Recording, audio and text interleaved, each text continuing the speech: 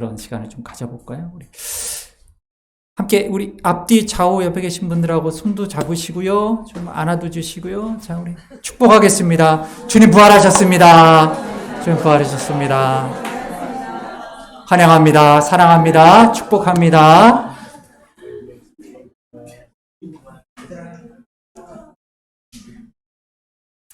코로나가 아직 완전히 종식되지는 않았지만 듣기로는 종식이 되지 않는다 그러더라고요. 계속 가는 것 같으니까요. 그렇지만 우리 반갑게 안아주고 맞이하고 인사하고 하는 것들을 이제 좀 더 적극적으로 시작해야 되지 않을까 싶습니다. 부활의 아침을 여러분 어떻게 맞으셨는지 모르겠는데 이제 여러분들이 열심으로 예배를 준비하시는 모습들을 보면서 참 감동적으로 부활절 예배를 맞이했습니다. 부활의 아침을 2000년 전에 맞이하였던 사람들이 있었죠. 누구냐면 6월절에 죽으신 우리 주님의 몸에 향품을 미처 바르지 못해서 너무나 그 안타까움을 가지고 안식일을 지내고 그 밤을 견디어낸 마리아라는 이름을 가진 여인들이었습니다. 잠깐 제가 칠판을 가지고 설명을 드리겠습니다.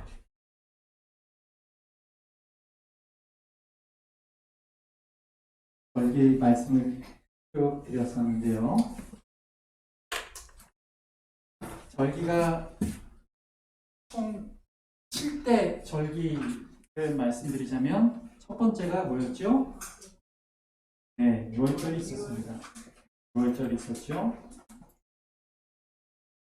6월절 6월절 바로 다음 날부터 시작되는 일주일간을 무슨 절기라고 말씀드렸죠? 그렇죠, 목요절. 일주일간의 기간 가운데 안식일이 있고 안식일 바로 다음 날을 어떤 절기라고 했습니까? 그렇죠, 초실절. 이게 이제 아빕월 한 달 동안 아빕월 이스라엘이 유대인들이 포로에서 돌아온 이후로는 아빕월이라고도 하고 그 이후에는 메소포타미아 지역의 그 영향을 받아서 이것을 니산월이라고도 부릅니다. 그래서 성경에 두 가지가 다 나와요. 같은 달입니다. 같은 달. 3월에서 4월경이죠. 3월에서 4월경. 그리고 무슨 절기가 있나요? 그렇습니다. 오순절. 우리가 다른 말로는 77절이라고도 하고 혹은 맥추절이라고도 한다는 말씀입니다. 절기다 생각하시면 됩니다. 그리고 7번째 달이라고 부르는 약 9월에서 10월 정도 됩니다. 10월 어간에 지키는 절기들이 있죠. 나팔절, 또 hun하일 강사예배 때 말씀드렸던 대속죄일, 그리고 마지막 초막절이 있습니다. 이렇게 해서 총 7대 절기를 지키게 되지요. 예수님께서 죽으신, 십자가에 달려 죽으신 때가 언제죠? 우리가 알다시피 예수님이 6월절 어린 양, 6월절입니다. 네. 6월절 식사를 하시고 6월절 성만찬을 마지막으로 베푸신 이후에 체포되셔서 십자가를 지고 죽으신 거죠.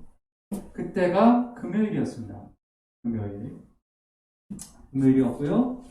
그 다음 날이 안식일이죠. 안식일은 토요일이죠. 유대인들의 안식일은 토요일입니다. 금요일, 토요일.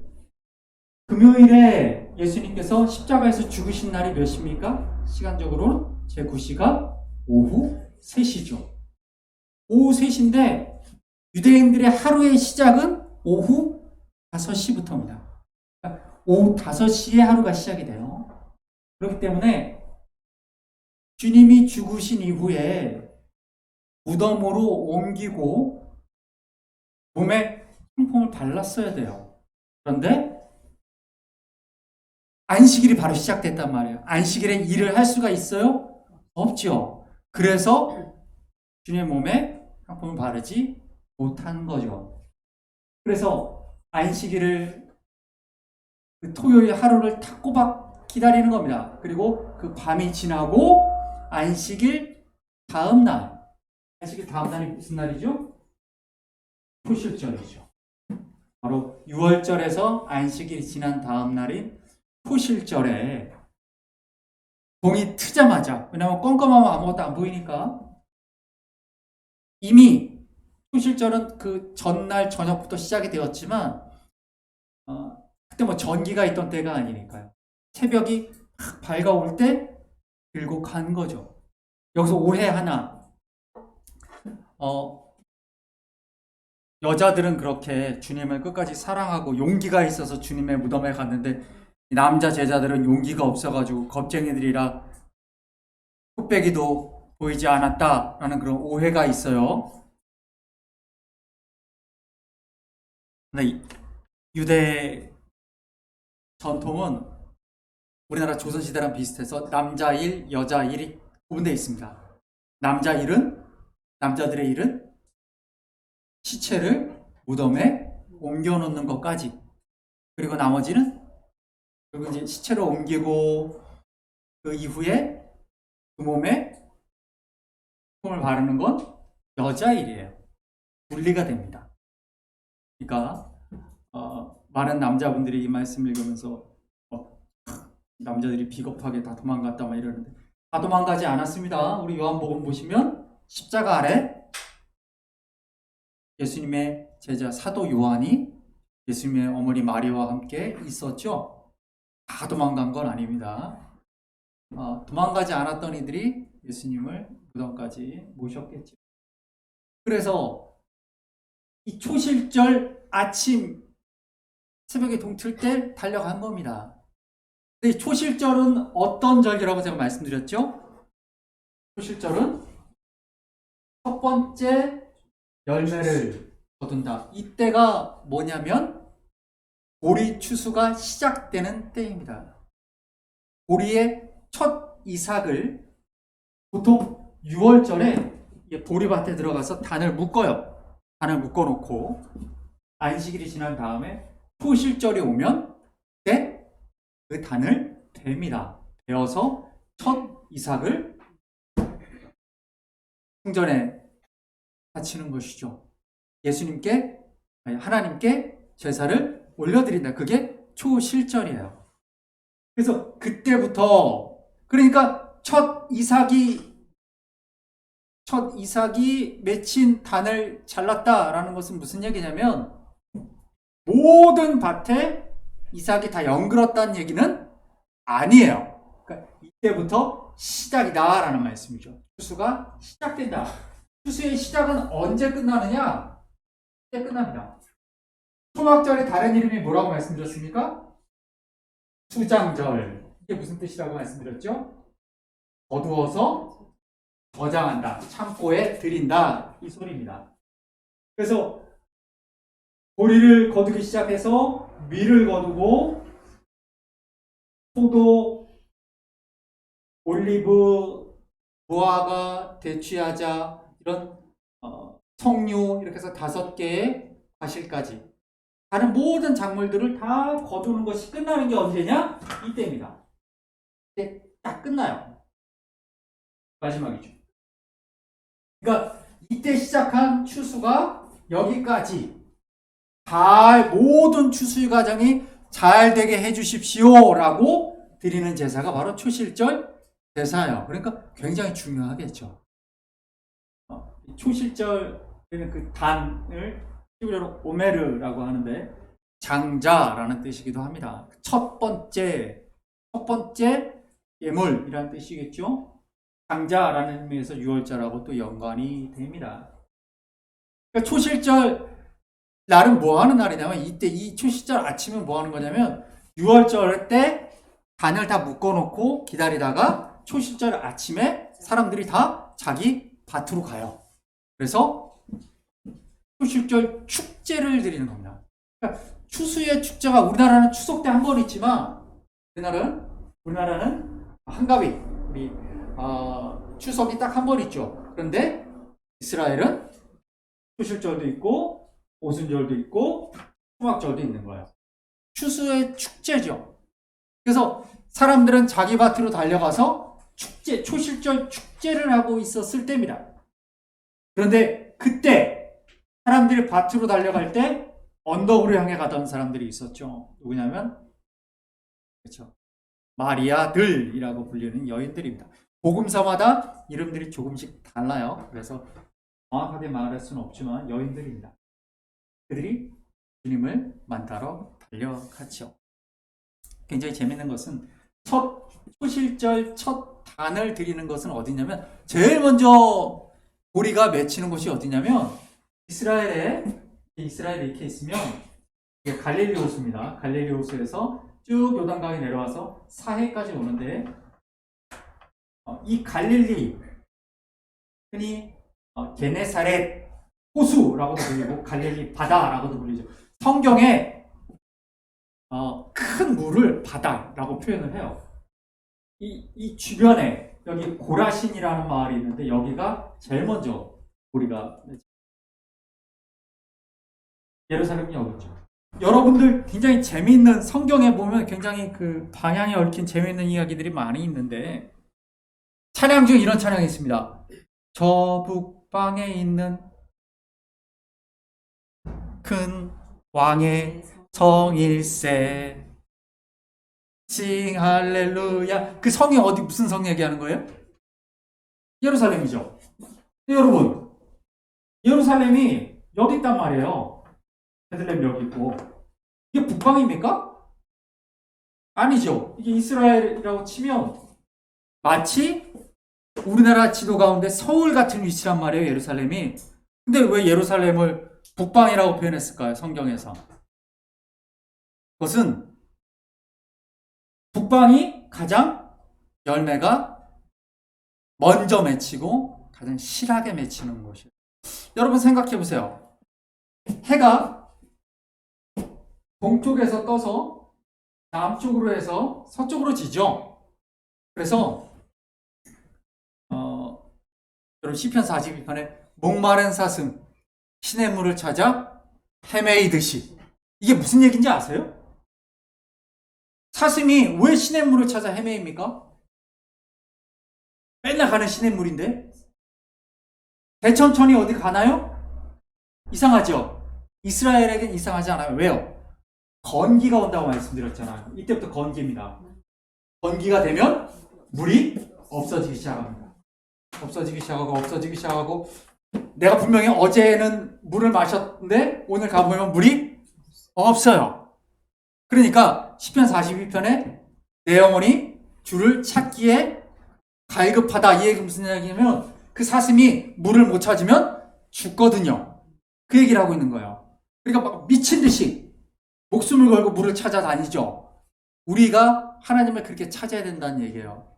신앙생활이라는 건 뭐냐면 물을 못 찾으면 말라 죽는 사슴처럼. 그러니까 쭉쭉쭉쭉쭉 올라가서 결국 마지막에 어디에 풀이 있어요?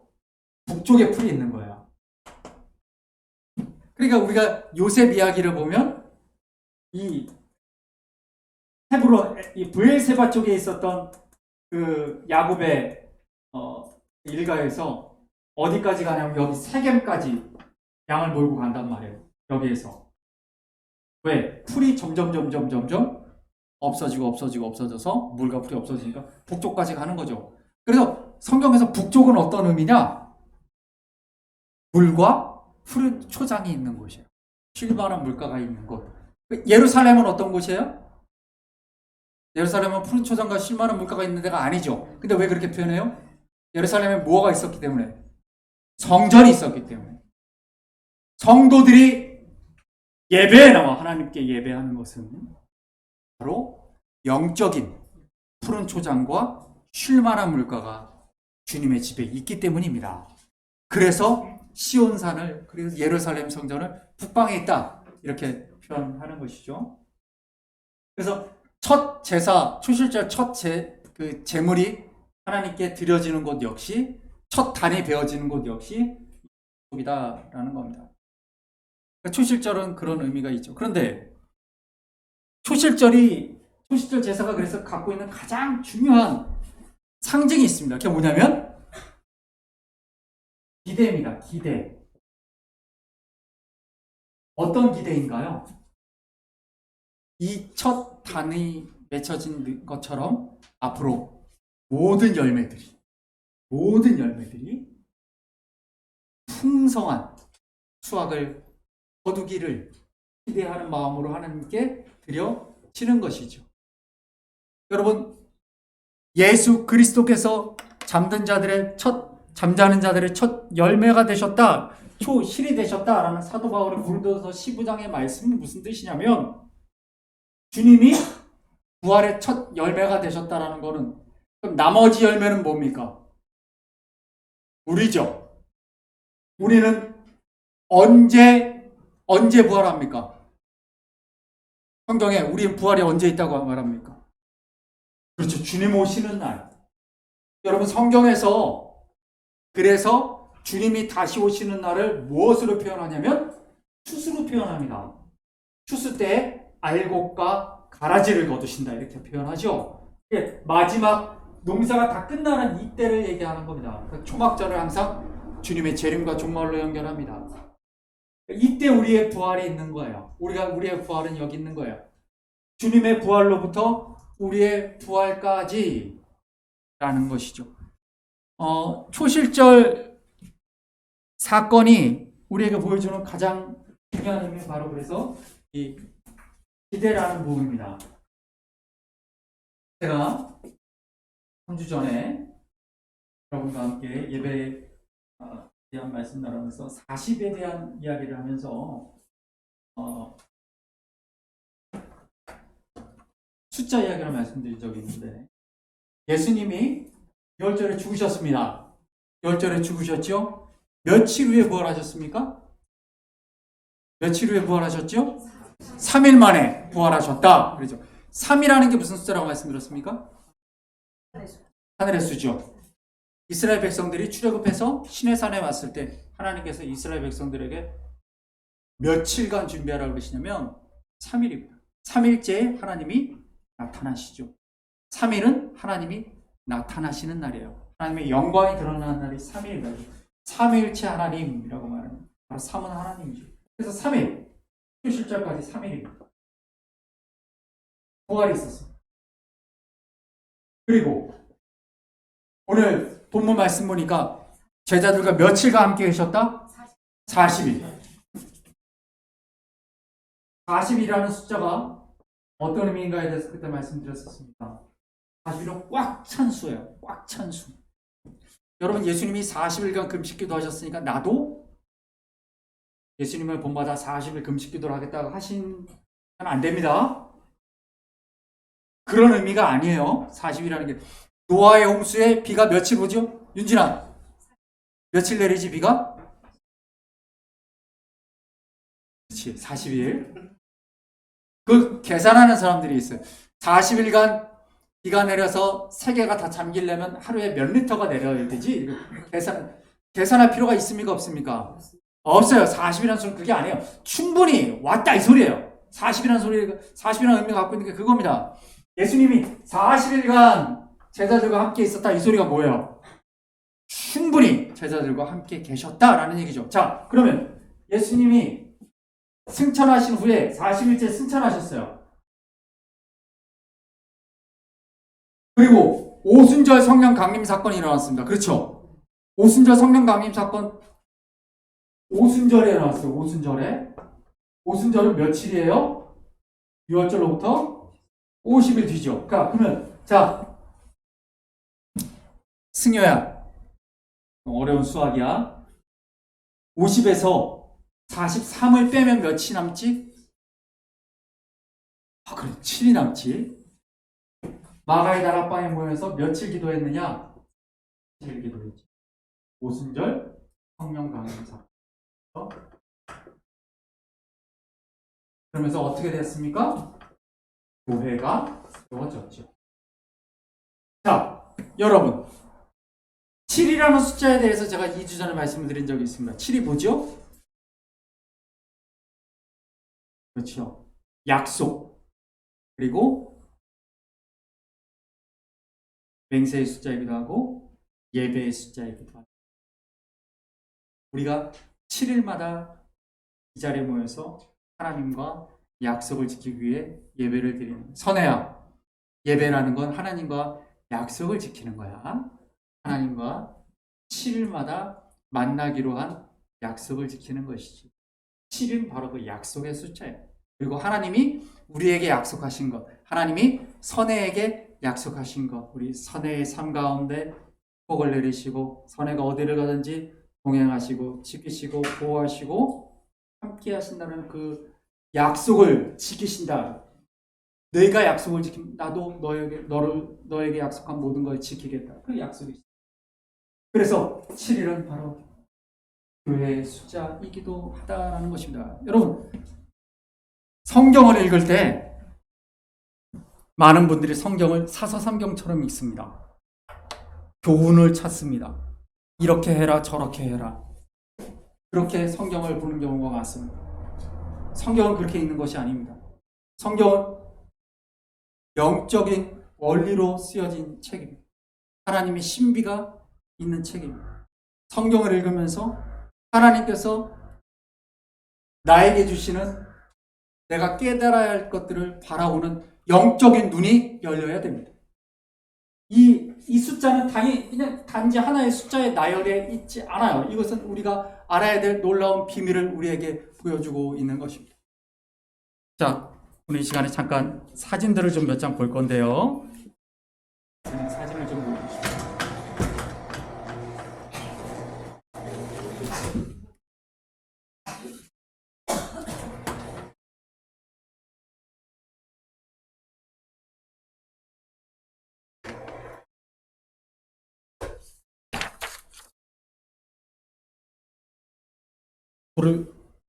은혁아, 불을 잠깐 끌까? 네. 우리 부활주일 예배의 단골 설교 제목이 빈 무덤이죠? 빈 무덤이 어딨냐면, 예루살렘에 가면,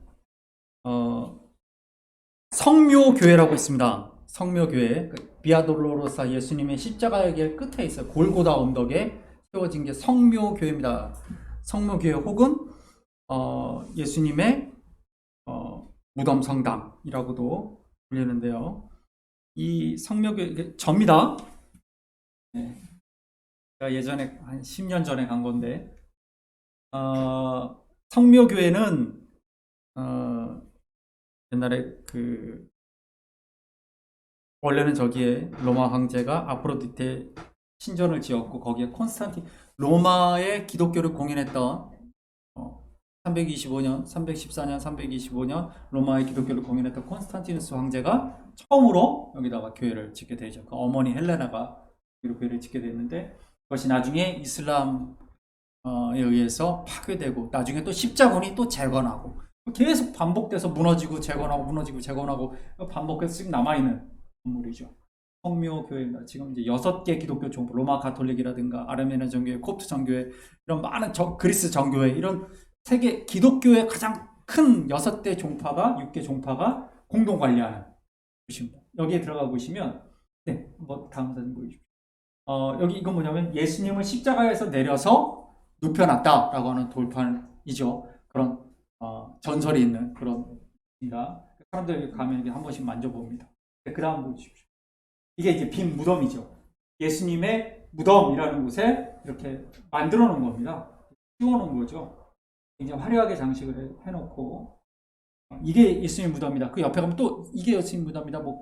그다음에 여기가 다 예수님의 무덤이 있던 곳이다라고 하는 곳입니다. 그런데 되게 재밌죠. 뭐냐면 1차 대전 때 이 튀르키예와의 전쟁에서 승리했던, 그래서 예루살렘을 점령했던 게 영국이거든요.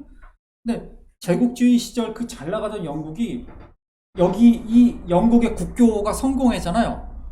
여기 이 성묘교회를 관리하는, 예수님의 무덤이 있다는 성묘교회를 관리하는 그 6대 종파에 끼지 않았어요. 못한 거 아니죠. 왜 안 끼었을까? 다음 보여주십시오. 그 이유가 딴 데 있습니다. 뭐냐면 예루살렘 북쪽으로, 예루살렘 성정 북쪽으로, 예루살렘에서 북문이 다마스코스 문이라 그래가지고 시리아 쪽으로 올라가는, 북쪽으로 올라가는 문이 있는데, 그쪽에 가면 무덤 정원이라는 데가 있습니다. 마치 해골처럼 보이지 않으세요? 멀리서 보면 골고다라는 뜻이 해골이죠. 해골산이라는 뜻이거든요. 그러니까 실제로 해골 모양처럼 되어 있는 곳이 있어요. 그래서 여기에 실제로 무덤들이 있습니다. 그래서 영국 성공회 쪽은 이게 예수님의 무덤이다라고 믿어요. 그래서 그 다음 사진 보여주십시오. 여기에 있는 이 무덤이 예수님의 무덤이다, 빈 무덤이다, 이렇게 주장을 합니다. 두 군데가 있는 거예요. 예루살렘에 두 군데가 있습니다. 그 다음 보여주십시오. 제가 이 사진을 보여드리는 이유는 뭐냐면, 지금 이게 시간이 개장 시간이 안 돼가지고 밖에서 기다리고 있는 건데, 제가 우리 뒤에 우리 오늘 하나님께 아름답게 찬양을 한 우리 주일학교 학생들이 있는데, 제가 이스라엘을 2번 방문했는데, 그 방문하면서 제가 느낀 게 있어요. 뭐냐면, 예루살렘뿐만 아니라 예루살렘은 그래도 좀 괜찮아요. 근데 예루살렘을 벗어난 이스라엘들을 보게 되면 이스라엘 전체가 굉장히 관광지 몇 군데를 제외하고는 굉장히 길이 험하고 가기가 어려운 그런 것들이 있습니다. 왜냐하면 성경에 나와 있는 그 이스라엘의 옛 도시들, 그런 것들은 다 보통 평야는 블레셋이 지배했기 때문에 이스라엘 사람들은 보통 700, 800m 해발 7, 800m, 예루살렘도 813m죠. 산지에다 지었단 말이에요. 베델이니, 뭐 세겜이니, 예루살렘이니, 헤브론, 뭐 이런 데가 다 산지에 있어요. 평야 있지 않아요. 그러니까 몇 군데 관광지들만 도로를 잘 만들어 놨어요. 그래서 한국에 성지순례를 가시는, 한국은 보통 성지순례를 언제 가시냐면 은퇴하고 가시죠. 은퇴하시고 평생의 소원이 버킷리스트가 한번 성지 가는 거야. 그래갖고 이제 가십니다. 근데 대부분 그때 되면 걷기가 좀 불편하시죠. 그래서 한국 성지순례 팀들은 45인승 관광버스가 가는 곳만 갑니다. 45인승 관광버스가 주차할 수 있는 곳만 가요. 그래서 몇 군데 딱 정해져 있죠. 근데 사실 정말 성경에 나오는 중요한 곳들, 뭐 길갈이니 실로니 이런 곳들은 못 가요. 안 가요. 그런데 제가 본 건 미국이나 유럽에서 온 성지순례를 온 사람들은 청년들이 굉장히 많다는 거예요. 왜 그러냐면 교회가, 부모님들이 당신들이 가는 게 아니고 자녀들을 보냅니다. 왜 그럴까요? 이곳의 성지에 가서 예수님이, 그리고 다윗이, 솔로몬이, 이사야가, 사무엘이 걸었던 그곳에서 그들에게 하나님이 어떻게 역사하셨는가를 직접 그 땅을 밟고 체험하는 시간을 우리 자녀들이, 애논이가, 승효가, 은서가, 유나가 여기에 있기를 바라서 부모님들이 안 가고 교회가 지원해서 아이들을 보내는 거예요. 젊은이들이 배낭 하나 메고, 제가 막 그런 데를 엔게디 광야 같은 데 갑니다. 엔게디가 다윗이 숨어 다녔던 데거든요. 굉장히 힘듭니다. 올라가기가. 사람 살 데가 아니에요. 거기 사람이 못 사는 동네. 거기를, 그러니까 한국 성지순례 팀들은 안 와요. 멀리서 한번 보고 갑니다. 근데 이 젊은이들은 거기까지 다 옵니다. 이 청소년들이, 청년들까지 옵니다. 그리고 다윗이 숨었던 다윗 동굴까지 다 들어가요. 그러면서 이곳에서 하나님이 다윗과 함께 하셨구나를 느끼죠. 제가 바라는 것은 뭐냐면 우리 저희 뒤에 있는 우리 주일학교 학생들 꼭 한번 예루살렘에 또는 이스라엘에 하나님께서 역사하셨던 그 땅을 한번 꼭 방문했으면 좋겠다라는 거예요. 그리고 우리 교회가 그러한 비전을 좀 가졌으면 좋겠습니다. 우리 아이들을 좀 성지로 아이들이 젊은 시절에 청년의 때에 하나님의 역사가 있는 곳을 좀 방문하고 예수님께서 부활하셔서 걸으셨던 갈릴리 호수를 좀 걸어보고 그럼 참 좋겠다라는 생각을 해보았습니다. 네, 그 다음 사진 보여주십시오. 예, 이것도 접니다. 네, 이건 감람산입니다. 감람산인데 감람산에서 예루살렘을 바라본 겁니다. 그런데 보시게 되면 이쪽에 뭐 허연 게 있죠. 이게 뭐냐면 유대인들의 무덤이에요. 그리고 저 밑에 예루살렘 성벽 밑에도 허연 것들이 쭉 있습니다. 이거는 이 아랍인들, 이슬람 사람들의 무덤입니다. 그리고 가운데 이게 기드론 계곡이거든요. 사진 보여주십시오. 다음 사진. 네. 여기 보시게 되면 이게 이슬람 사람들의 무덤이고요. 그 다음 사진 보여주십시오. 네. 중간에 뭐가 있냐면 이게 기독교인들의 무덤입니다. 빨간 십자가가 있죠. 그러니까 저 끝에는 이슬람, 이쪽은 기독교, 그 다음 감람산 쪽에 있는 것이 유대인들의 무덤입니다. 왜 그러냐? 말씀 한번 보여주십시오. 같이 읽어보겠습니다. 시작.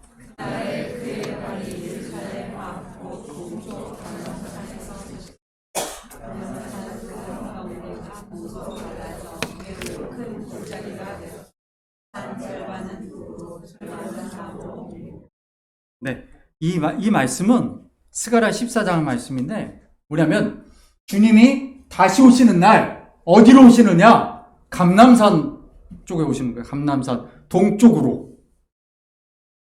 그러니까 아까 갔던 거기죠. 그러니까 주님이 오시는 날 어떤 일이 벌어져요? 잠든 자들이 일어나잖아요. 제일 먼저 일어나야지. 그래서 거기에 무덤을 만든 거예요. 주님 오시는 날 얼마나 치열했겠어요, 경쟁률이.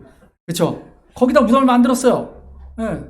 그러니까 이 산 쪽하고 예루살렘 성 쪽을 다 뺏기니까 어떻게 돼요? 기독교인들이 그 협곡 밑에다가도 막 무덤을 만들어놨죠. 지금 막 바글바글합니다.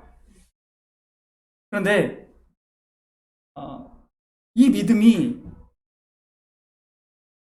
주님이 재림을 기다리는 이 믿음이 참 대단하다고 느꼈죠. 마지막 사진 한번 보여주십시오. 여러분 유대인들의 무덤인데요. 예루살렘 성이 저기 있죠. 제가 직접 찍은 사진입니다. 유대인들 무덤에 이렇게 돌이 있어요. 이 돌이 왜 있을까요? 여러분 쉰들러 리스트라는 영화 보셨습니까? 보신 분 한번 손 들어 보십시오. 쉰들러 리스트 영화 보신 분. 안 보신 분들은 행운이에요. 보시면 돼요.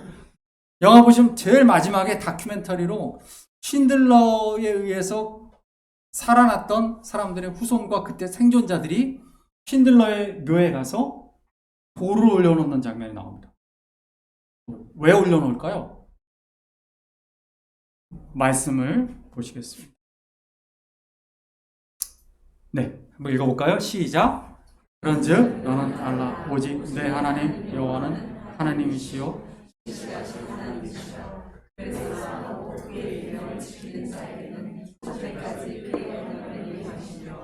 아멘. 네, 아멘. 자, 하나님은 어떤 분이시라고요? 신실하다는 게 무슨 뜻일까? 신실하다는 게 은서야, 신실하다라는 말이 무슨 뜻일까?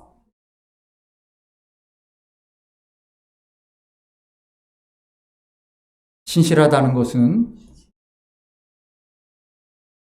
그렇죠. 믿음직하고 그 믿음직함이 성실하여서 결코 변하지 않는 것. 그게 신실한 것이죠. 돌이 상징하는 게 그거예요. 나무는 썩고 쇠는 녹슬지만 돌은 변하지 않지요. 하나님의 약속은 변하지 않아요. 그게 신실함입니다. 마지막으로 우리 요한계시록 22장 20절 말씀 함께 보겠습니다. 시작. 이것들을 하신 이가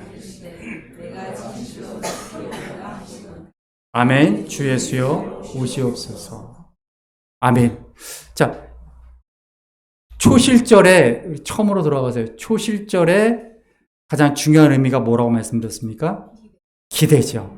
예수님께서 십자가에서 부활하셨다라는 말씀은 뭐냐면 이제 부활의 첫 열매로